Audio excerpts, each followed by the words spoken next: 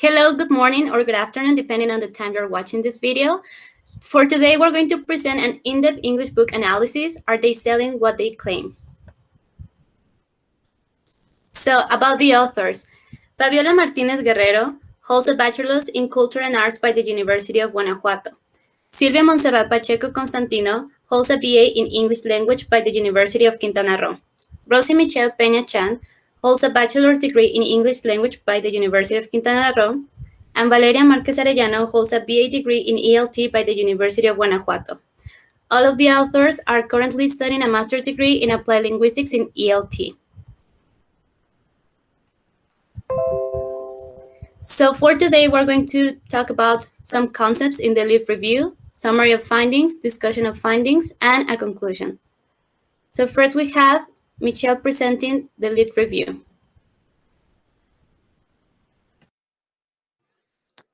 Thank you, Valeria. As she mentioned, I'm going to talk about the literature review, and I'm going to start with the role of material in teaching. In the area of education, materials play an essential role. Inside the classroom, they function as a supportive resources for both teachers and learners. In the area of English language teaching, materials include different options such as book, flashcards, worksheets, audiovisual materials, just to mention a few.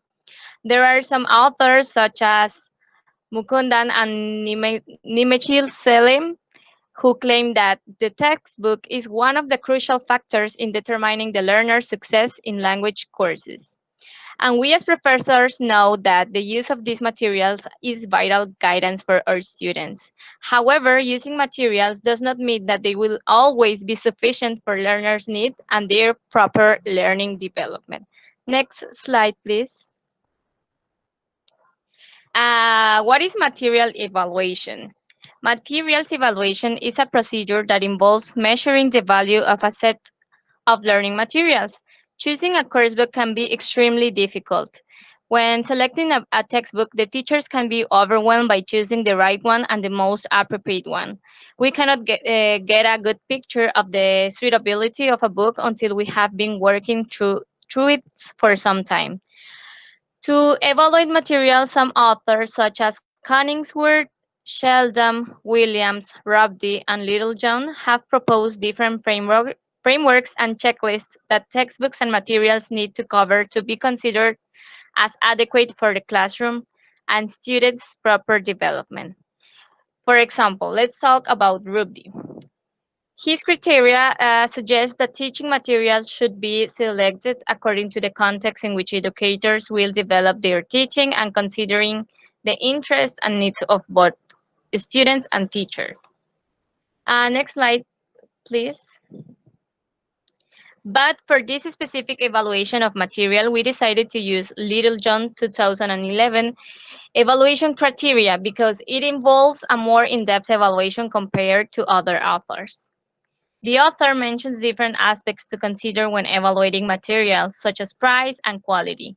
He also suggests more detailed characteristics such as pedagogy, methodology, and the content of the analyzed material. Littlejohn describes his checklist as a framework which draws extensively in an attempt to provide the basis for a more comprehensive listing of aspects which from a pedagogical viewpoint need to be taken into account when analyzing materials. And here we have this chart in which Littlejohn includes what is there, what is required, and what is implied.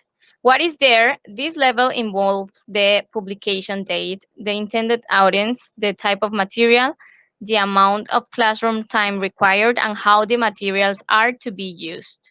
In the second level, we have the what is required. Here we need to draw deductions about what exactly teachers and learners using the materials will have to do, to divide the materials into their constituent tasks, and then to analyze each case in turn.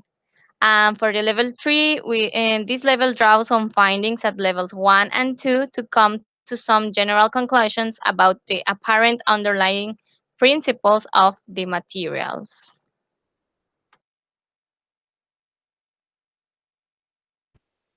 Thank you, Mitch. So for the summary of findings, we have Monse. Yes, thank you, Valo. This picture illustrates the summary of the findings and the way we will present it on this presentation. First, we have, as Michelle mentioned on the literature review, the stage one, which is what is there. We will describe the book in a general way. Then we will talk about the type of syllabus, and finally the approach in the language classroom. Then for stage two, we will discuss what is required in 3 different levels. Level 1, what is the learner expected to do? Level 2, who with? Level 3, with what content? And finally for stage 3, what is implied? Okay, so with what content in this level, we will discuss first the findings, and then well, not the conclusions, but in somehow a way we relate the information that we found with the theory that was presented.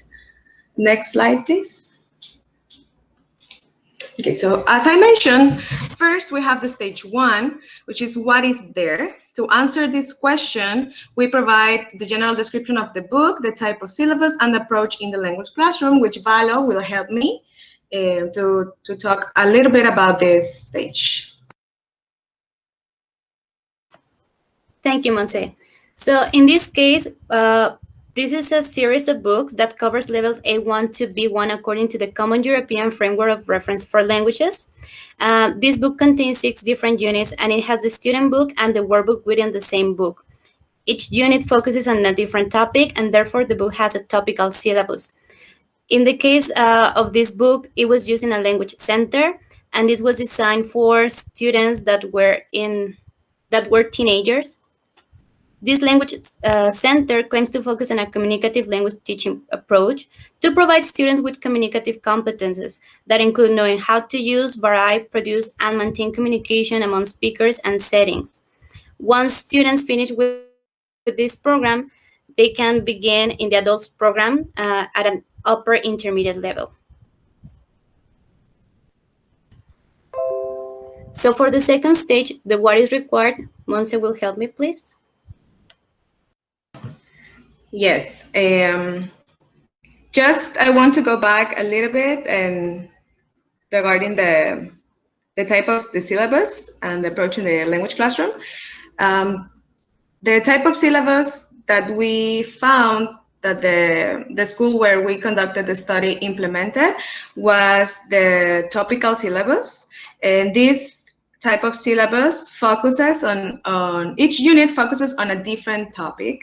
And then the approach in the language classroom, we found that the approach that they use was the communicative approach, language approach. We wanted to emphasize this because on the conclusions, we relate how the book was presented or what they try to sell to the learners, and if they actually implement it in the classroom, and if they follow the approach and the syllabus that was stated. So having said that, now I will discuss the stage 2, which is what is required. Next slide, please. As we recall, this stage aimed to conduct subjective analysis, and this literally means and tries to answer what exactly the teachers and the learners who use the material are required to do. This is divided in 3 levels. In level 1, so it's what is the learner expected to do.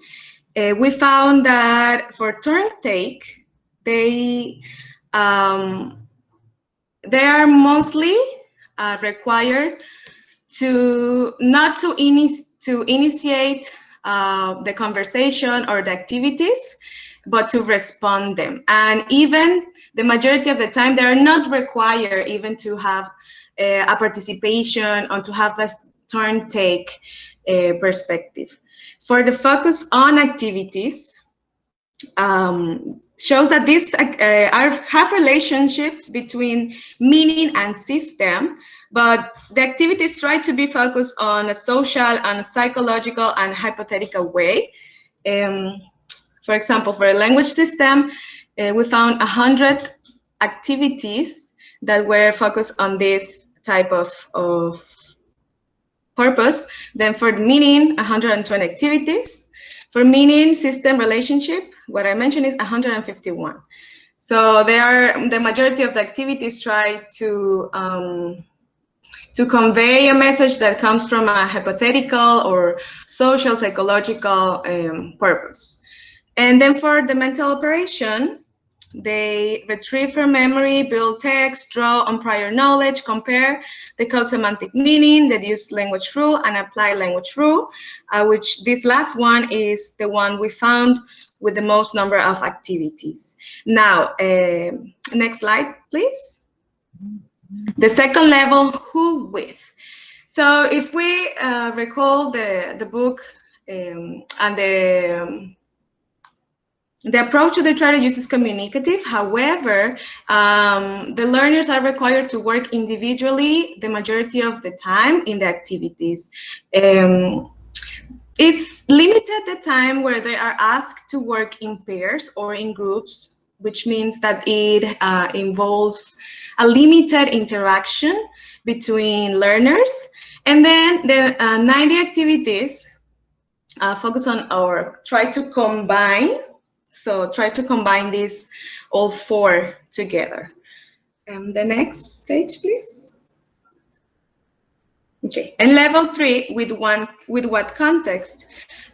In here we can have the form, the source, and the nature. The form means the input to learners and the expected output from learners. In this case, we found that the majority of the activities included a written words or phrases only. They don't involve sounds or music, this sensitive characteristics. They don't include it on the majority of activities, but they do have a lot of written expressions, written words, and limited extended discourse. So they're just limited to words or phrases. They do use graphics to try to make the book appealing or the activities appealing to the learners, but the oral production, it's also limited. Then for the expected output, what they want, meaning what the learners want to produce, they do have oral expressions, but it's only words or phrases. And again, we fall into the written words or phrases, not a extended discourse. And that is, we only found one activity in this unit that it was in the book, that it was for a written discourse, extended discourse. Then for the source, which means that the main source of information was from learners, was from the book. So the information, the source information in which the learners are working or the learners are working with is basically from the book. And the teacher can implement some ideas, but I mean, this is fundamental in a book. But if we base our teaching just in what and the activities that are included, then are limited just to what is presented in there. And finally, for nature, we have in here that metalinguistic comment, source comment on language use, the structure of that the activities are focused on structure and form and meaning, but most of the activities refer to their sources from grammatical rules instead of trying to involve the learners to go further rather than just grammatical sources. Next slide, please. Okay, so for stage 2, we mentioned the findings, the results. But now for stage 3, this is well, I wouldn't say the most enriching part of this analysis, but it is relevant because we relate in here. So what does this mean? What do we find? What we really find and can be applicable in the classroom. Okay, next slide.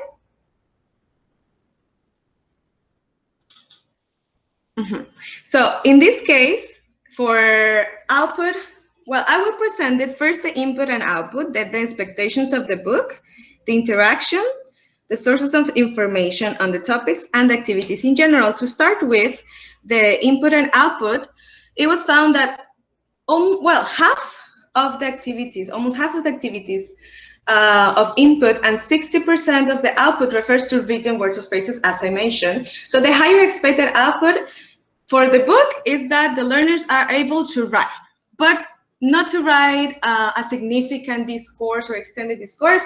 They will just be required to write words and phrases to fill in the blank or to identify words.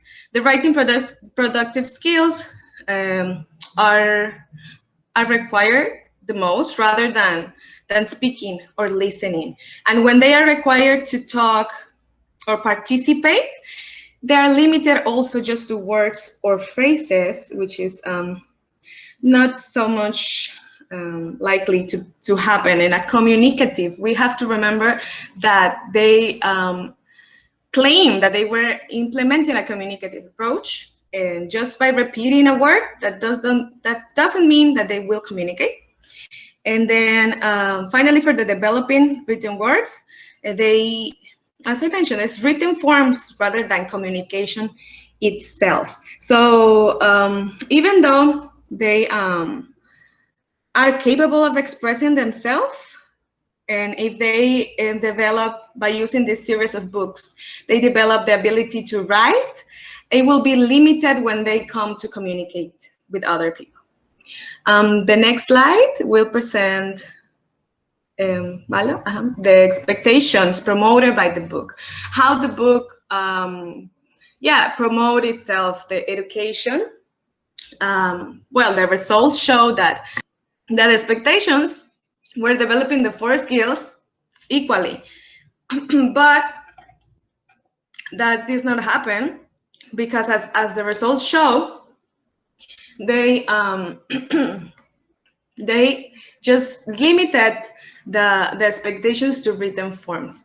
So perhaps they can develop the 4 skills equally. The book may not convey it. It does not mean, of course, it does not mean that the pupils will not be able to communicate in real life. We are not implying this. But it might be more complicated for them to produce orally within the language. Okay, and it was basically that it did not match completely how the book is promoted or what the book implies and sells. The next slide will show the results regarding interaction. So in this case, in interaction, the majority of the activities demand individual work. So almost half of it, 46.9% of the time. And when learners actually get to work in pairs or group, it's not to practice communicative language at all. Okay, they just produce commands, but these commands are already stated by the teacher or are stated on the book. So they are actually not producing a command on their own. Also, they are conscious that the learners, we are conscious as researchers that the learners' interaction and their personality might affect their attitude towards working with other classmates, and we cannot have 100% the attention of them, but maybe include an extra variety of activities besides the ones that are promoted by the book will help to develop their interaction in the classroom and to have a better environment. The next slide, please. Okay, so regarding the sources of information and the topics that were covered, the results show that the book was the main source of information, that the class perhaps might be planned based on the book, and we were worried about the fact that until this day that we are going through or in the middle of a pandemic, we have the idea of working only with the book. And we as teachers are never ready for this type of challenges and everyday challenges. But imagine now being used to plan your class being based on the book, and now that you have to implement new ideas and new ways of working, then this could work as a disadvantage. Then the students' interest might not lead towards the content. Some of the books, well, and this book especially uses topics that might not be interested for them. We know that technology is now the hot topic nowadays, and this book does not include some of them, the topics that learners might be interested. They do include cross-cultural topics, but we don't consider that they are appealing for learners. Most of them could be more attractive. We could implement more activities, and perhaps editors need to take into consideration that learners' interests may vary depending on the generation, depending on the context, and this is not applicable only for this book. In general, as teachers, we have noticed that we need to be more aware of that. For educators' perspective, we need to bring and to be aware of our students' needs, of our students' interests, and this book limited. We found that it limited the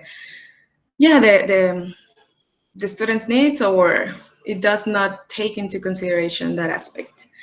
And finally, the next slide will show the activities. So regarding the activities, we consider that they might not be useful, the vocabulary might not be useful for them.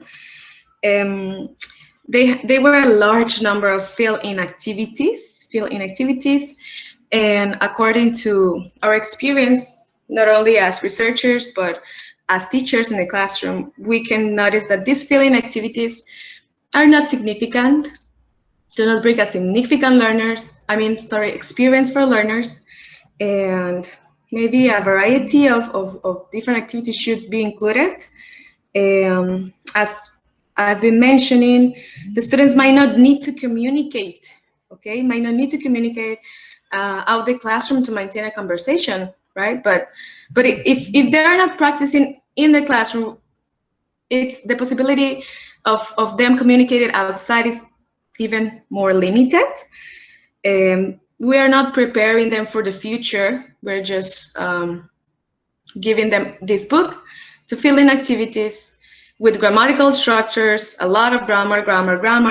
But in the end, when you go outside, we consider that grammar, it is important to convey a message, but sometimes it's not what all of the students require. It's not what all students need.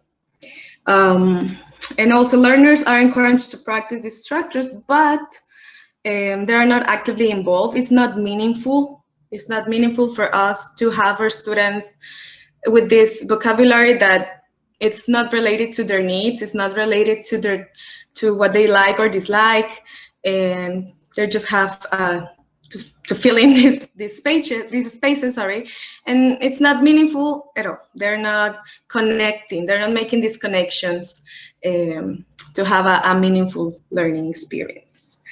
And then next we have the discussion. Now, apart from this, what we found, the result, how we connected to the description of the book, to the curriculum. Now we have the development of the language skills, what the book solved, and what it really means. So this will be presented by Fabiola. Okay, thank you so much, Monse. Well, in addition, and to enhance the latter, the claims previously stated by Monse, I'm going to discuss now what we found in the book regarding the development of the 4 language skills. So next slide, please. Okay, well, regarding the 4 skills, the results found in the book show the following. Next. Okay, thank you. I'll start by the skill of reading. Okay, what we found regarding reading is that the tasks were related to activities such as read and act, read and answer or feel. It was read and complete, read and find. So we consider that these activities are not precisely focused on reading comprehension. However, at the end of each unit, readings related to the culture of different countries were featured. So this would back up the claim that the book made about featuring variety of texts and also the approach they have to culture through readings. However, as I mentioned in the first point, the activities do not reflect comprehension. The book does not claim to focus on reading comprehension. I think that in this sense, the book might not be deceiving, but I do consider that these readings are not particularly focused on the comprehension, and they're not particularly appealing for the learner.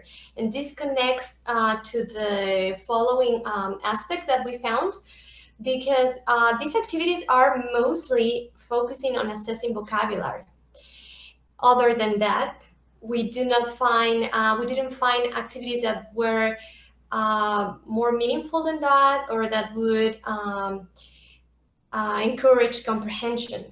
So therefore, activities were mostly short and did not have a significant value for comprehension, as I already mentioned.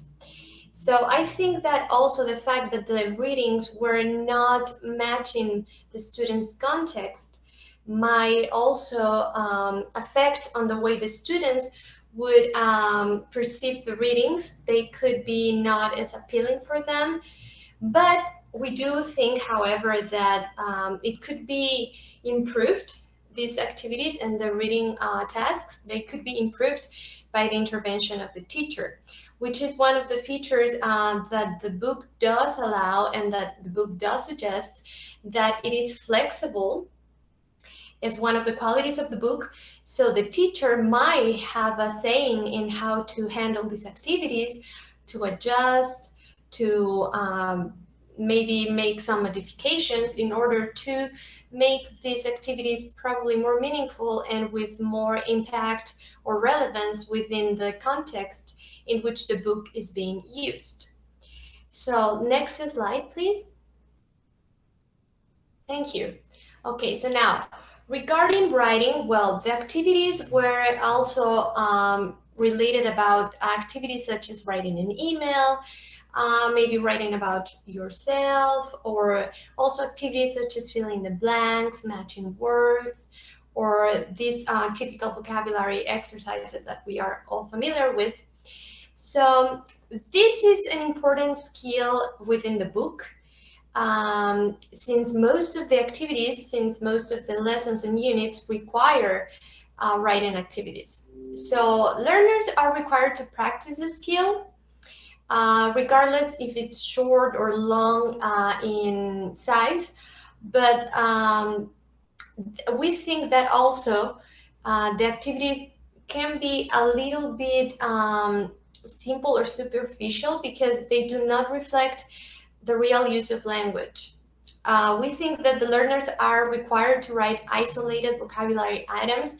And as my peer Monse mentioned, this is not really focusing on a communicative approach. This is more like, well, isolated words.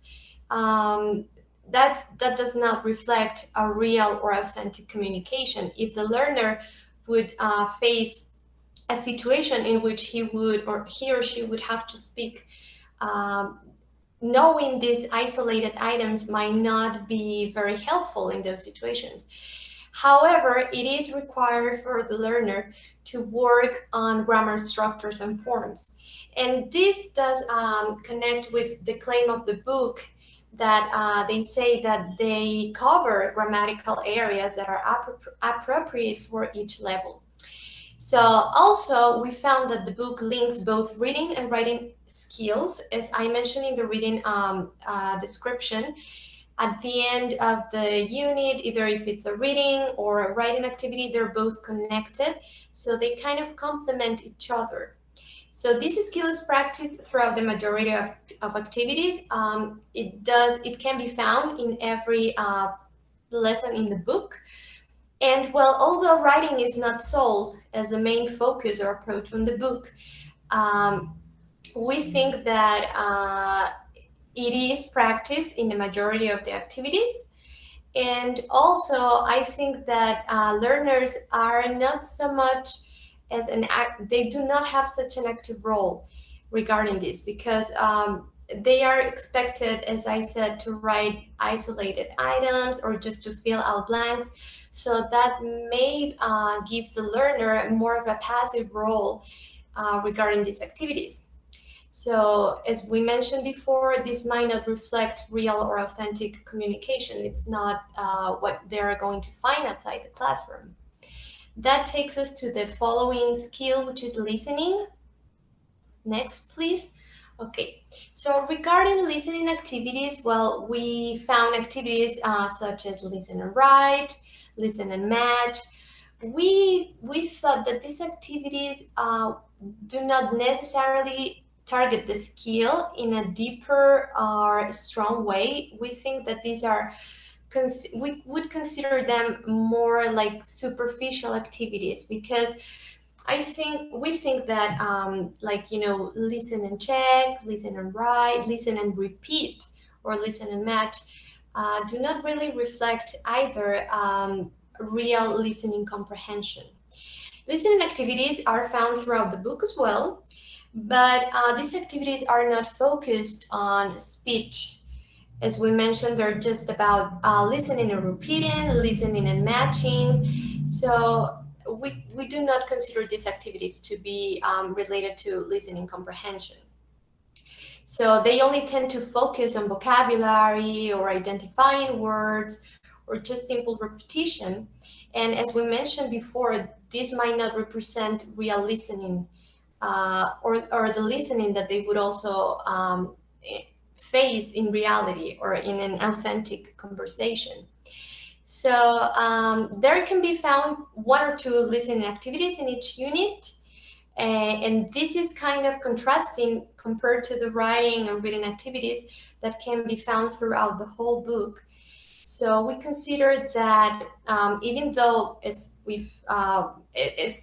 obvious by now, the book does not follow a communicative approach. It does not mean that learners are not going to produce the language. It's just that they are going to produce language by repeating and not in a more authentic or communicative approach, which is what you would expect according to the claims of the book. And that takes me to the last skill that I'm going to discuss, which is speaking. So next slide, please.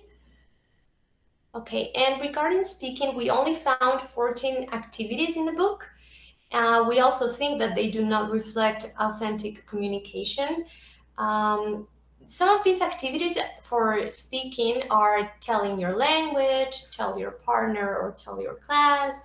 Activities such as telling time are some of the activities that we found for speaking.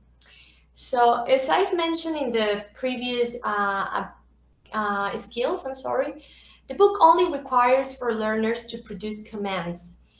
And it gives no room for learners to produce language in a communicative way.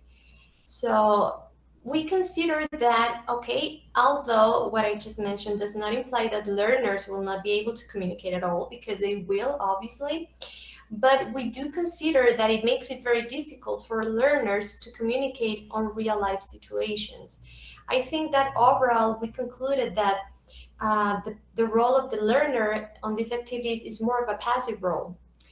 We do consider, however, that the teacher might have a very relevant role by adjusting or adjusting or modifying activities in a way that they might give the learner more of an output, more of participation, more active role. And in that way, the learner might get more from the activities other than just superficial or isolated activities that do not reflect authentic or real language and real communication or communicative approach. That's what we concluded from these 4 skills that we found in the book. And now for the conclusions, I think that Valeria is next. Thank you, Fabi. So yeah, for the conclusion, we analyzed 371 activities, and the analysis demonstrated that one of the principles of the Common European Framework is followed, since the activities included the 4 skills: speaking, listening, reading, and writing. However, learners do not play an active role when producing the language because of the content of the book, and as a result, the teacher has a crucial role, since activities need to be adapted and or depending, they need to be expanded by the teacher. This to provide students with more variety of input, and also for the development of interaction in the classroom. And as a result, students can become more proficient in the target language. So these are our references. And thank you very much. And thank you, Monse, Fabi, and Mitch for presenting this. Thank you very much. Thank you all, guys. Yes. Thank you for your attention, and we hope this information can get to more people, so we contribute to teaching and to learning. We know that now there are difficult times, and we are very thankful for your time and for watching this video. Okay, thank you.